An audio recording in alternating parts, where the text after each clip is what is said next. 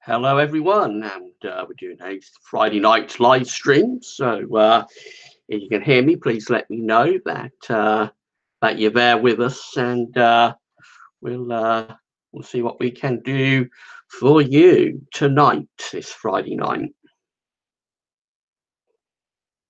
Hello, Soul Free. How are you? Hello, Mark. How are you?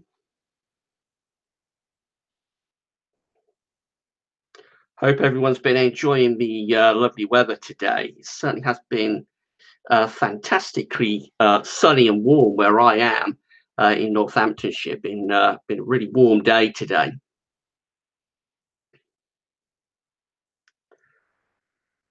Hello, Alpha, and hello, Dave's World. Hello, Jake and Iceman. Hope you're having a lovely Friday evening.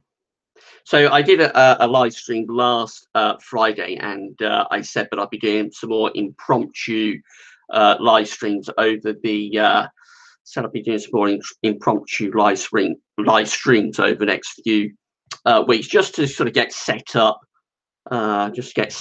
really with the microphone and the format of live stream. Something very different for me. It's not something that I'm used to doing, really.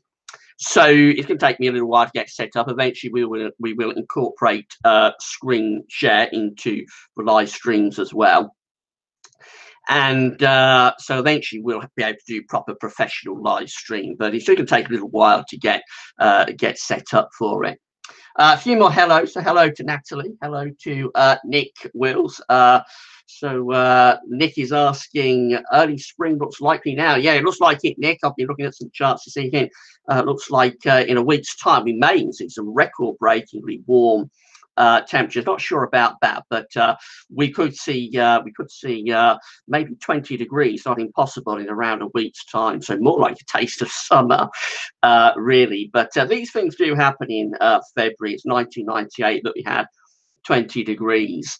And that, of course, was followed by really cold April, and there was flooding, rains, and snow. So you just never know about the UK's weather. Soul Free, I've been seeing internet weather forums, some people debating on whether we will reach 20 degrees. So yeah, I'm just saying about that, Soul Free. So it certainly looks like it's possible that we may do. It certainly looks like we may get a temperature around 20 degrees next weekend, but it just depends. It's a little way off. It's like a week away. The model output might be overdoing that a tad. The highest maximum temperature, I think, is around 19.7, recorded in 1998. That's the year that I was just talking about. So it's possible that we may exceed that next weekend. We'll just have to wait and see. Obviously, we'll be keeping you updated about that at Gav's Webbies. Mark saying, I want to see your face, Gav. So I'm going to leave camera off again for tonight, just sort of getting set up with the format. We may incorporate the camera into the live streams over the next few weeks as we develop them. But I just want to have another very straightforward run tonight and just talk to you through the microphone. The main thing I want to set up is the screen share. We will get the screen share set up, probably not tonight, but I think we'll probably do that in the next one, in live stream number 3. And I'm not sure when live stream number 3 will be, but again, it'll be another impromptu one just as we get set up and I get used to the format. It's very, very different, this, for me. I'm used to sitting in front of the camera in a very controlled way with having the charts already loaded up. So it's a very, very different format, and it's going to take me a little while to get used to it, but we will get there. I'll persevere, and I'll get better as we go along, hopefully.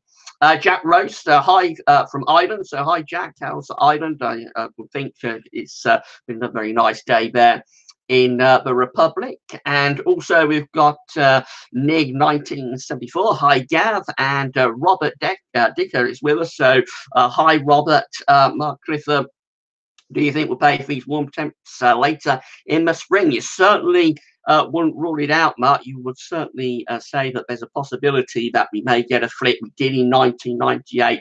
We have flooding rains, and we had snow and frost too in April 1998. Hopefully, we won't see any of those flooding rains. That was quite severe. I remember the River Ned here in Northampton really rising up, and it's pretty nasty.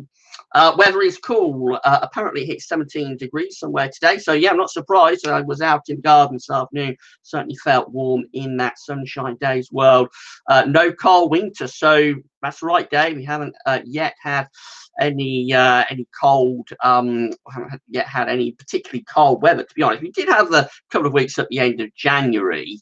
So it was a little bit colder at the end of January, but you certainly wouldn't say we've had anything particularly severe this winter. I think we'll remember winter of 2018-19, if we do, as a failed winter, really.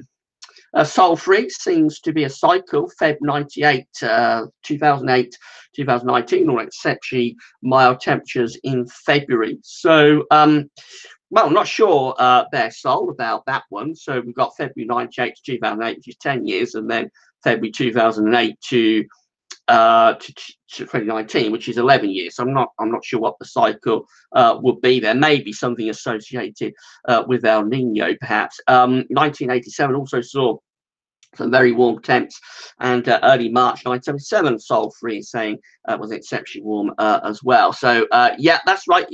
Certainly isn't unheard of. Get very mild temperatures in April. It's something that we do see fairly regularly. February is one of those months where it can either be really quite warm or quite cold too. Mark is saying don't want rain, was more thinking cold snow. Interesting times ahead. Methinks, yeah, we could pay for this as we get into the spring, Mark. You just never know.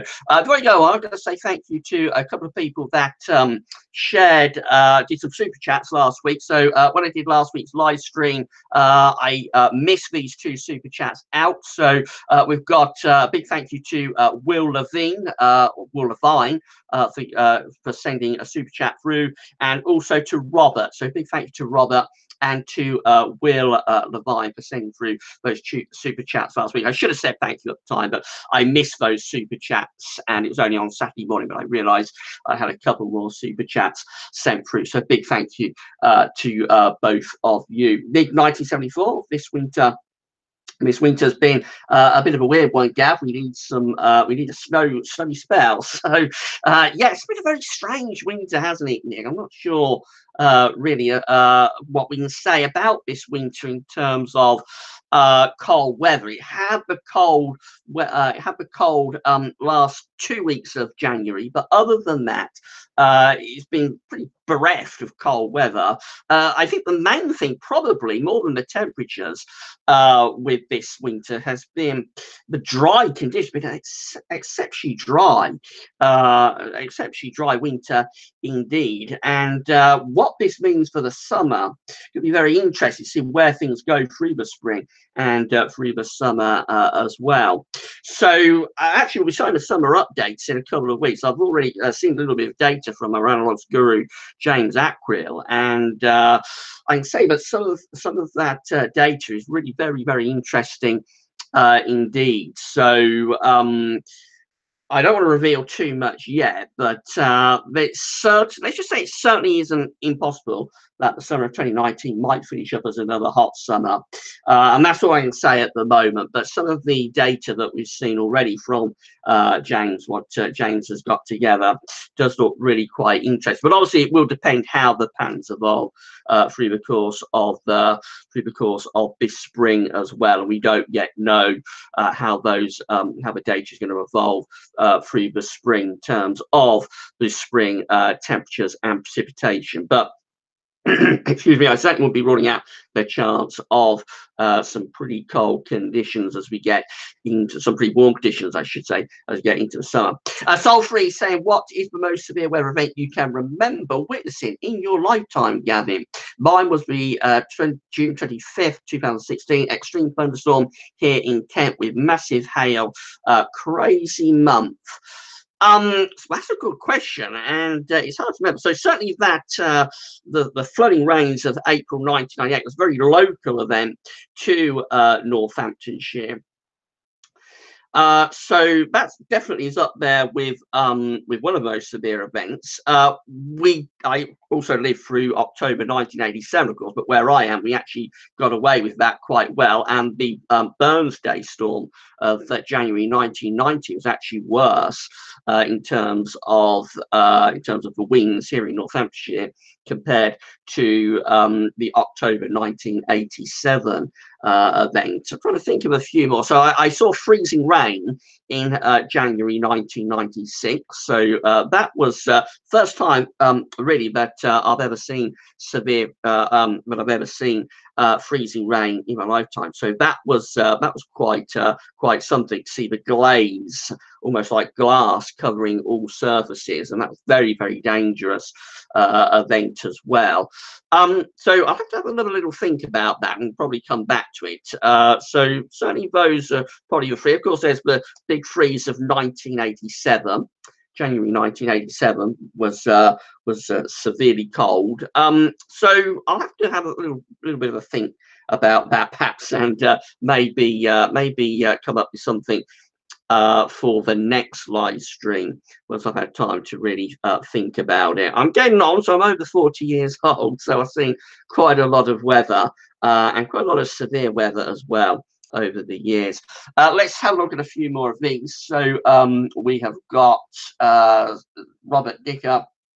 Although, Ray, it was a strange summer 2018 with lots of easterlies. So yeah, it's been an odd spell of weather really since the beast from the east and the southern stratospheric warming that preceded it through February. I think we've been in around a year of really quite strange weather, Robert, and it doesn't look like that's going to be ending anytime soon.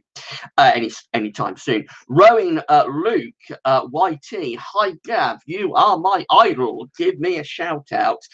Hashtag stop article 13. Hi Rowan. Hope you're having a lovely Friday evening and hope you're enjoying this little impromptu live stream. Thanks so much for your very kind words there. And well, as far as article 13 is concerned, I've said what I'm going to say about that because I'm not very happy about it today. So I don't want to pull the mood of the chat down any further. So I think we'll leave that one alone. And if anybody doesn't know what's happened, then have a look at the second video update that was uploaded today. There has been new developments with Article 13 and the new copyright legislation, but I'm not going to get into that here because I'll be putting the mood of the chat down. We want a happy chat, I think, for this Friday evening. So let's have a look at a few more. 3000% is saying that so we've got James Batchelor saying happy Friday, Gab. Hi Gab, happy Friday. Hi James, hope you're enjoying your Friday evening. 3000% or the ice of 2009 2010. So that was a really cold winter course, 09 010. Yeah, that was pretty severe. We've also got Zach Gaming 722. Hi Zach, so I hope you're enjoying this little impromptu live stream that we're doing. Blue Lightning, hello Gav, hope you have a great weekend. Hi Blue, hope you have a great weekend too. The weather's certainly going to be decent. It's not going to be quite as good, I don't think, this weekend as it has been over the last couple of days. So I think it's going to be a little bit cloudier, a little bit cooler compared to what I've had over the past couple of days. But that said, I think overall for middle of February, it's not going to be too bad a weekend at all. So you get out and make the most of it. 3000%. Yes, the 2018 blizzard was phenomenal. Yeah, the beast from the east was certainly one for the memory. Let's have a few more. So, Arika, what is the weather going to be on the 25th of December 2019, Christmas Day?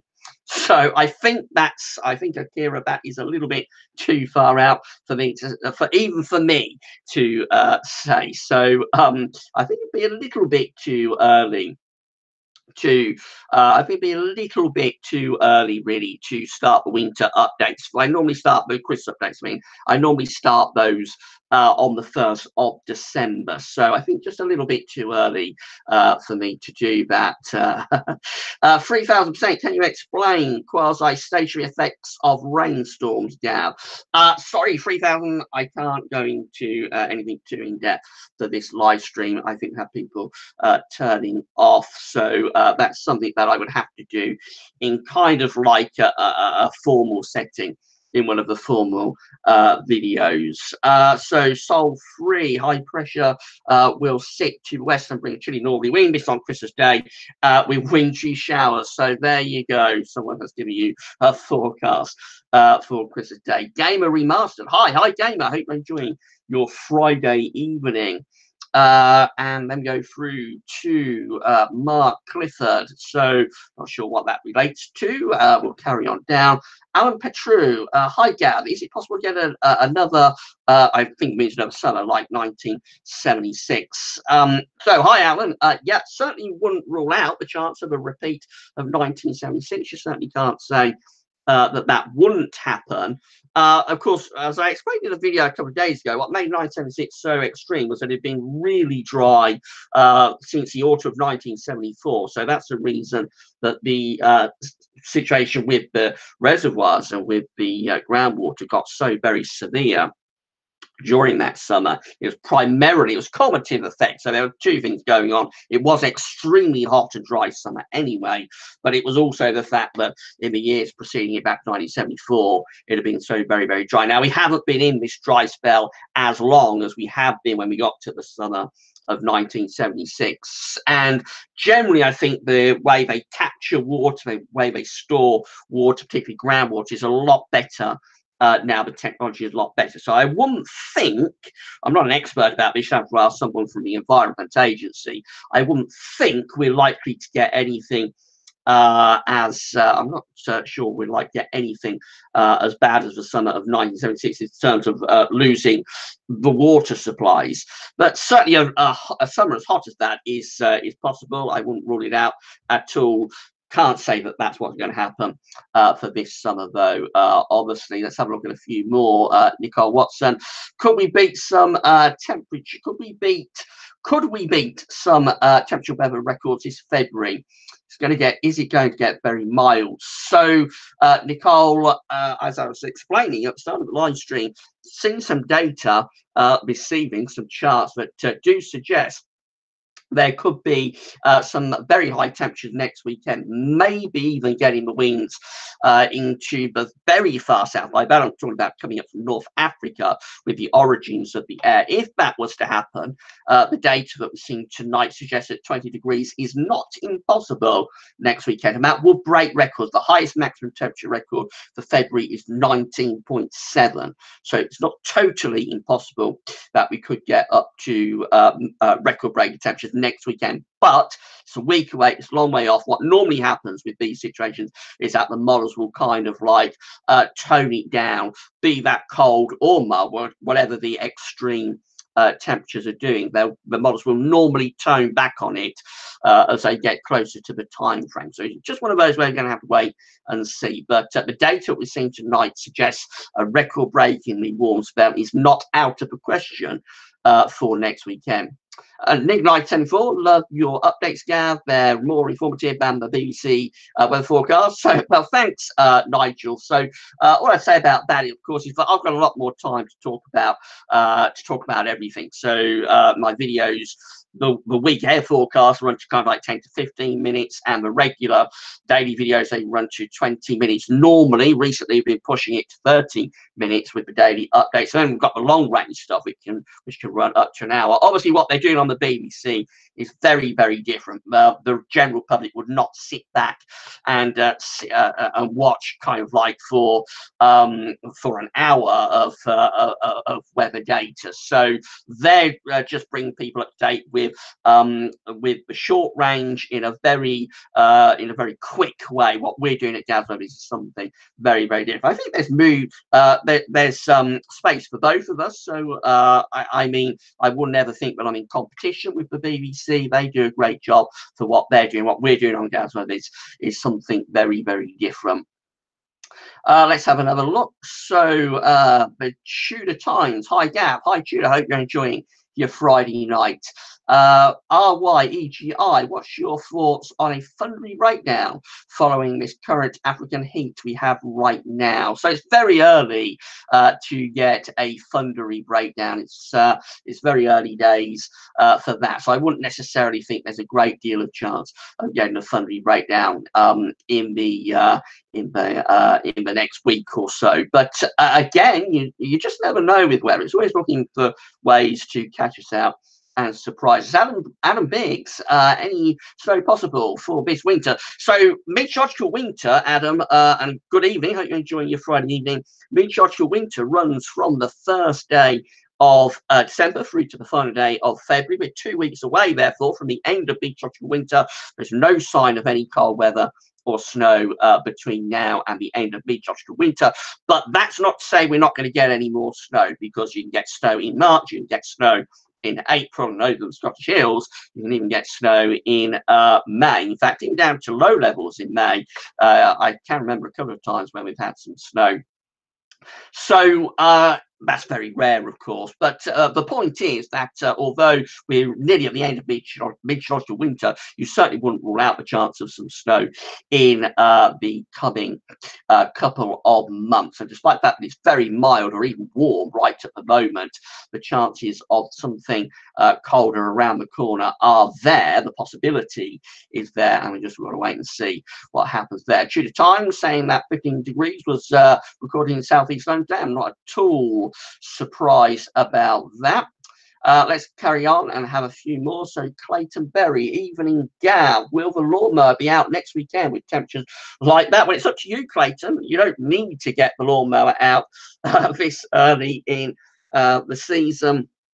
I typically get my lawnmower out sometime in the second half of March. I always think it does the grass good to have a break from cutting, but everybody's different. Everybody has their own view about it. Some people like to get the lawnmower out quite quickly, but I don't really see the need to get the lawnmower out in February, whatever the weather is doing. I think it does the grass good to have a few months break and to be able to grow a little bit. But if you want to get your lawnmower out, it looks like we could be seeing temperatures that would be okay anyway for doing that. Big Brad, hi Gav, has winter gone, or do we look to 2019 winter to be the big one, given solar minimum and known harsh winters that come 1 to 2 years after the coming out of solar minimum?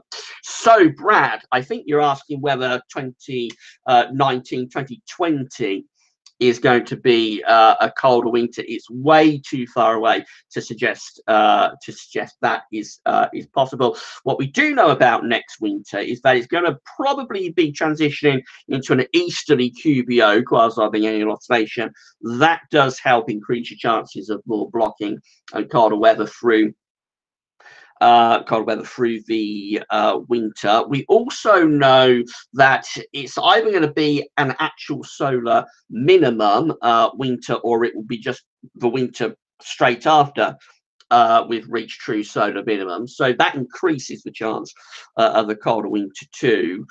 But then there are so many other factors that come into play. We might get a super Nino, for example. We might get a super El Nino. We might get a strong La Nina. Both of those will be bad news for a cold winter. We need to see what those sea surface temperature anomalies are going to be doing in the Atlantic Ocean. We'll know when we get into the summer what's happening there. So there are so many different permutations really for the winter that we can't say at all that next winter will be cold. And of course we will do the winter updates when we get through to September, and we'll review the data. Hopefully we'll be able to come up with a rather more successful winter 2019-2020 forecast than the 2018-19 forecast, which really hasn't been a very good one at all, unfortunately. Callum Evans, a thundery summer would be nice, Gab. Last year was very poor for thunderstorms. So yeah, that's true, Callum. It was a pretty grim summer last year for storms, wasn't it? So we we had so much high pressure that there just wasn't the available energy within the atmosphere. It wasn't the Cape. There wasn't the massive storm clouds building up because the pressure was so very high for much of the time. What we did get was just very scattered thunderstorms occurring in very limited areas, mainly brought on by the extreme high temperatures and heat. So maybe this summer will be a little bit more conducive to pulling off some colder, pulling off some bigger thunderstorms, I should say. I'll have to wait and see about that. So let's scroll down and have a look at a few more. So we've got Zach Gaming. We are never going to get blocking this winter. This winter is so disappointing. It has been a very disappointing winter for anyone that wants cold weather, Zach. It's not been a great winter at all, you have to say that. But they did have some lowland snow across southern parts of England, but back at the end of January. But generally been a very, very disappointing winter for cold weather and for snow. Kasparus is saying that temperature records coming up tomorrow over here in Latvia, +7 to +11, which is very rare in this time of year. So the UK obviously isn't suffering alone, or isn't alone. It's experiencing these very mild conditions. They've also got it over there in Latvia. I think many parts of Europe are pretty warm at the moment. And we're carrying on down. We've got Jack Lowe. Hi, Gav. Flew out of Birmingham in amazingly sunny, warm conditions. Landed 1 hour later in Knock Airport in County Mayo Island.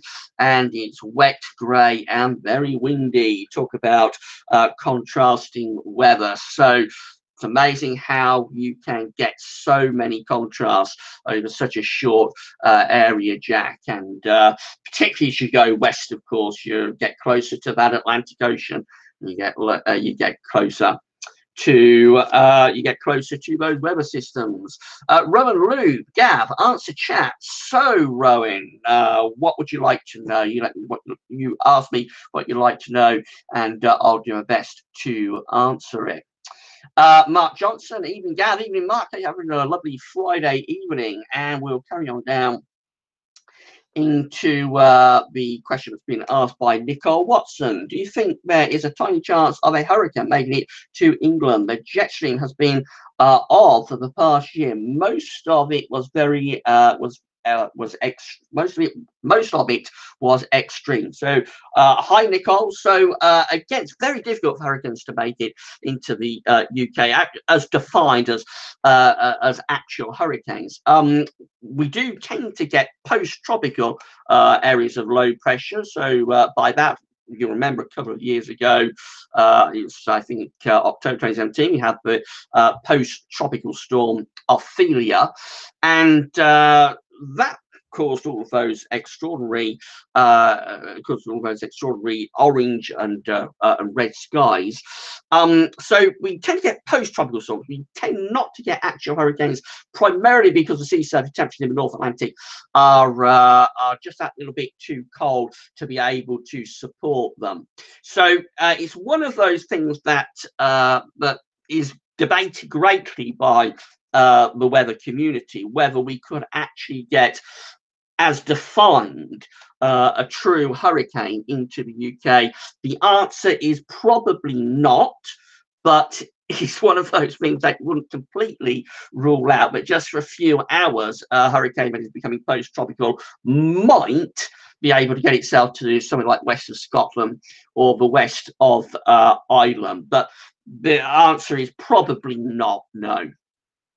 Very weather, do you think there's lag time between solar minimum and a tropospheric response?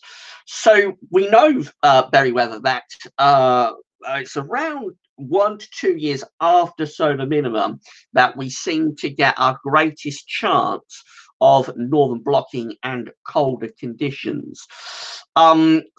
So I think there probably is a lag going on there, although it's not clearly understood what that lag would be, what that time lag would be. But it does appear that there probably is some sort of time lag going on between solar minimum taking place and the effects that that solar minimum has on the jet stream coming out of the Atlantic and into the UK. It's an interesting question. I think there's no particular reason why it should be the case that the winters like 2-3 years after solar minimum tend to have the greatest chance of being colder and more blocked winters, certainly across northern Eurasia. There's no particular reason why that should be the case, I don't think, scientifically, but it is one of the things that is apparent that's the case. I think there is some sort of lag going on between solar minimum and the tropospheric response. Alexander Ashby, hi. So hi, Alexander. Hope you're enjoying your Friday evening. I hope you're enjoying this little impromptu live stream that we're doing this evening. Sulfur-free, interesting that across America and Canada there is some extreme cold, one of the coldest Februaries on record in places so far, as well as the snowiest. There is cold, just not here. That's true, sulfur-free. I showed it in the video today's second video, that those temperature anomalies looking really cold across many central, northern and western parts of the state. So it's very cold over there. We happen to be on the warm side of blocking, essentially. So we have got blocking at the moment, not high latitude blocking, kind of like mid-latitude blocking, centering across central and southern parts of Europe. We just happen to be on the warm side of it. But again, if those long wave patterns just change a bit, then we could easily go onto the cold side of the blocking. We could easily go onto the cold side of the high pressure. So it's just one of those things that we're going to wait and see. As I explained at the start of this live stream, we had a very warm February 1998. By April 1998, we went cold and wet, and there was snow. Not saying we're going to have a repeat of that at all, but you wouldn't rule it out. It's the kind of thing that can happen when you find yourself on the colder side of blocking. So let's scroll down and just have a look at one or two more of these questions. So Sulfrey saying that it was the 16th of October 2017. That's the weirdest weather he's have ever seen. The previous day was gloriously sunny, and then I was on Mars. Those orange skies were very, very strange, weren't they? Sulfrey. Dominator, why is February so much? I think this is so much warmer than normal. So I'm not sure whether you're talking about this February, Dominator, or whether you're talking about a trend that's going on with February. But of course, just remember last year we had the beast from years. Actually had quite a cold February last year, albeit it's the first properly cold February that we had since 2010. So I suppose in line with many of the other months of the year, February has shown a warming trend. But last year showed that we can still get extremely cold weather in February when the atmospheric conditions are right. As far as this February is concerned, as I've explained, we've got this big ridge sitting across central Europe. It's not a high latitude blocking ridge, kind of like a mid latitude blocking ridge, and we happen to find ourselves on the warm side of it. What's interesting is that this has been an ongoing pattern, really, since last spring. So last spring, of course, we had the beast from the east in February. Then we had that cold and wet March. So it started off very cold in March with a lot of snow, but it didn't last all that long. It only lasted about 5 days. I mean, it turned a lot wetter, but temperatures were disappointing.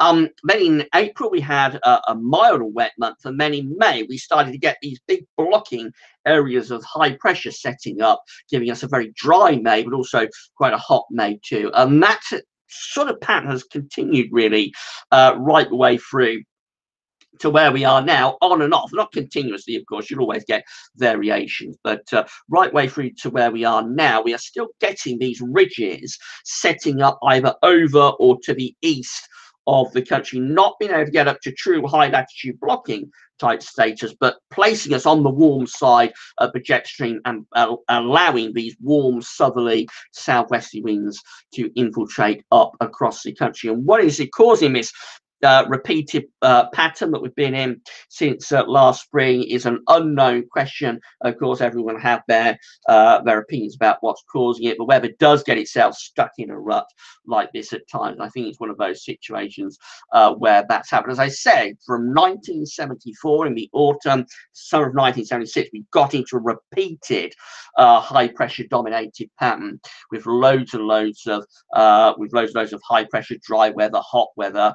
Not continuously, there were exceptions. September 1975 was wet. We had the snow at the beginning of June 1975, but overall that was like a continuous run of high pressure with one-off exceptions here and there, from the autumn of 74 to the summer of 76, and we might be in that sort of situation now, but it's a little bit too early to say that we are.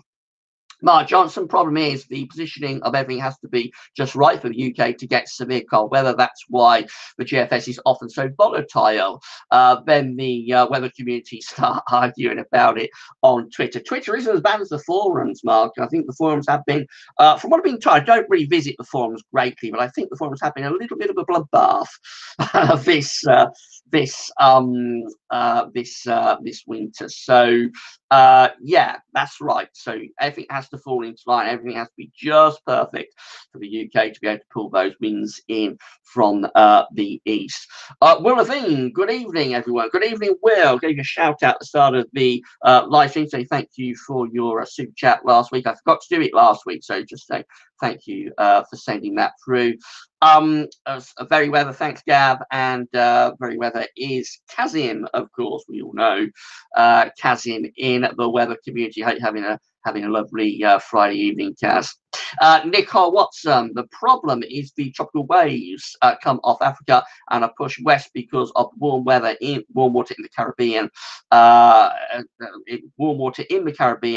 to the east coast when they are forced northward. They are ripped apart. I think that relates to the conversation we was having about trying to get hurricanes up to the UK.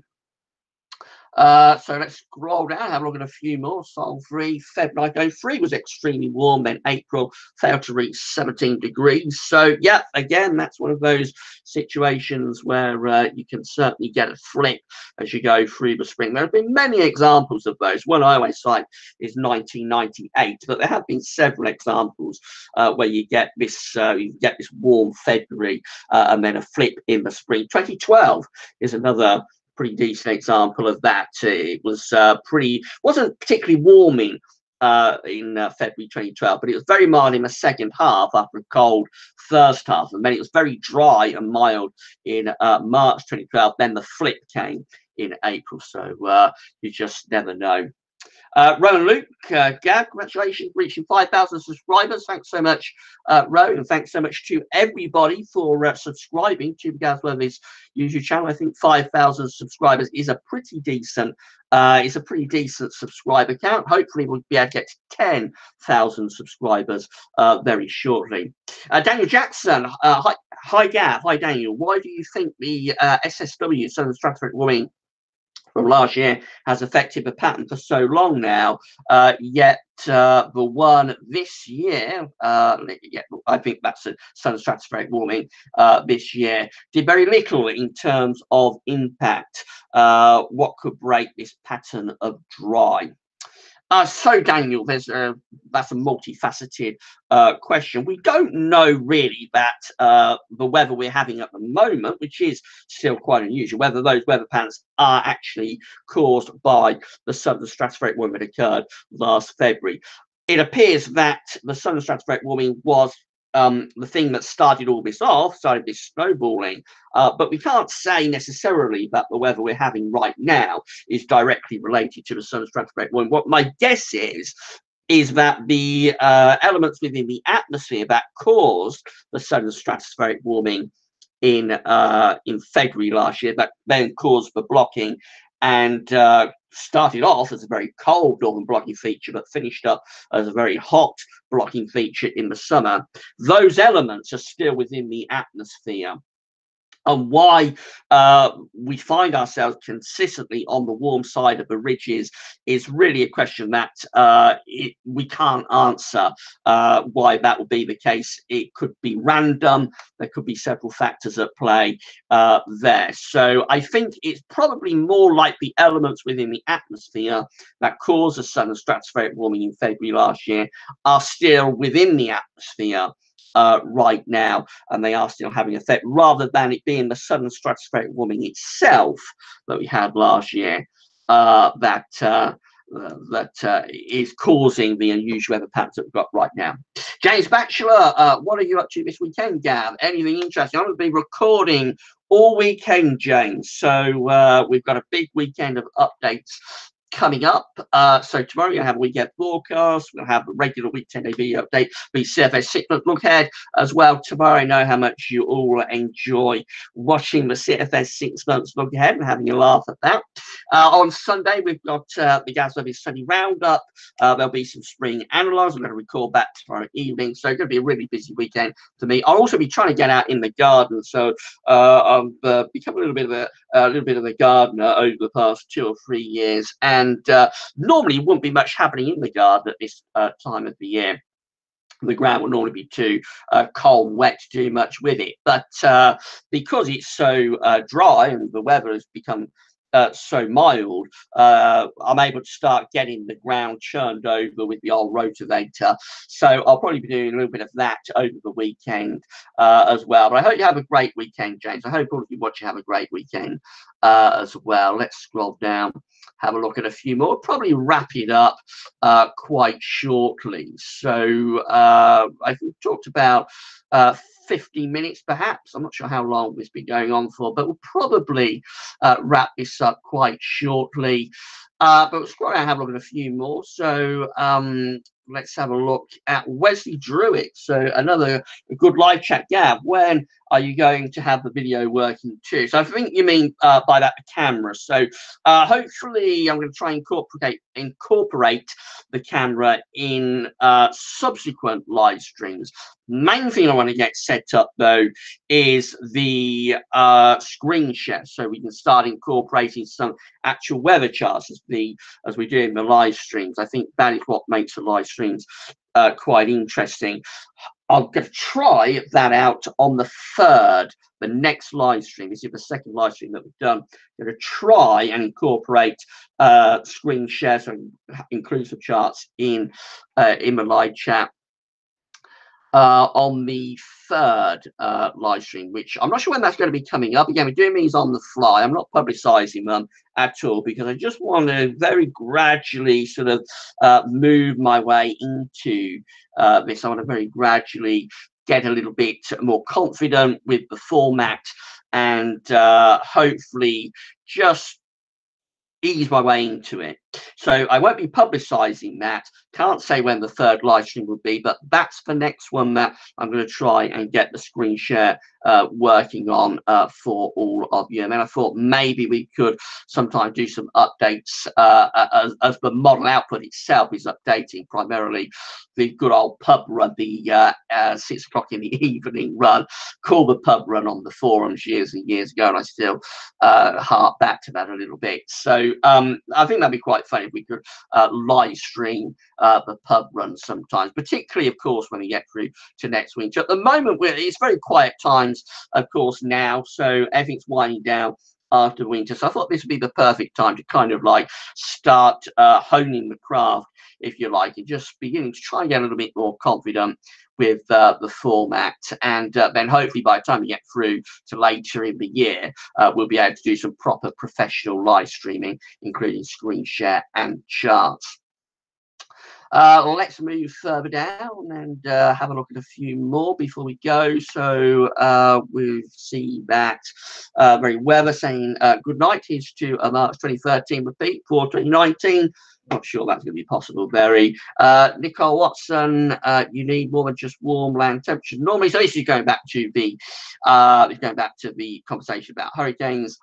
And Soul Free, would you ever live stream historic charts, sort of like a live historic weather video?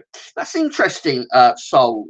So I'm not sure about doing that, actually. I think for the historic videos, because it takes so much preparation, I think you can probably, a lot of people don't realize the amount of time that actually goes into the historic videos to get the data and the information together. So I've been working on those historic videos for like several days actually before I record them. So to do them at a high level, as I like to, really, I think I need, for the historic videos, I think I really need to stick to what I've done with those. To be honest, be able to record them at the kind of level that that I want to record them at. But again, it remains to be seen. So anything is possible. We're just starting out live streams. And anything as we go along is possible. It just depends how the live streams go down, whether people continue to enjoy them or not. A couple more. So the 10 of 12, nice one, Gav. I really appreciate your wonderful work and lovely way with all things weather. So thanks so much, 10 of 12. That's really kind. It's always lovely to know that that people are enjoying the live streams and watching them. Mark Johnson, I love historic videos.